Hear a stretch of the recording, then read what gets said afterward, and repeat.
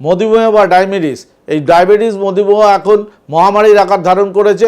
পশ্চিমবঙ্গ সহ ভারতবর্ষ এখন সারা বিশ্বের কাছে ভয়াবহ অবস্থা ধারণ করেছে।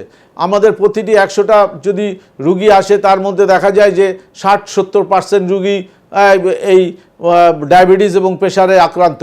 অতএব মেইনলি ডায়াবেটিস যে যারা আক্রান্ত তাদেরকে আমি বলবো যে আহার বিহার এবং নিদান পরিবর্জন, আয়ুর্বেদের যে নিদান পরিবর্জন আছেন, এই নিদান পরিবর্জন মানে যে কারণে এই ডায়াবেটিস হচ্ছে সেই কারণগুলো পরিবর্জন করতে হবে।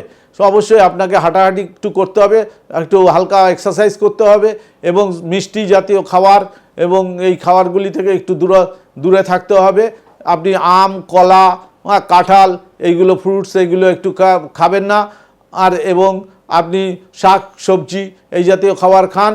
আর রুটি ভাত এই নিয়ে কোনো নেই, দুটোতেই ক্যালোরি প্রচুর আছে, তাই আপনি রুটি খেলেও যাক, ভাত খেলেও তাই, সেই পরিমাণ বুঝে আপনি খাবেন। আর ডায়েটিশিয়ানের পরামর্শ নেবেন আর আয়ুর্বেদিক চিকিৎসা করান, এটি কন্ট্রোলে থাকবে। আর অবশ্যই ডায়াবেটিসের হাত থেকে আপনি মুক্তি লাভ করবেন।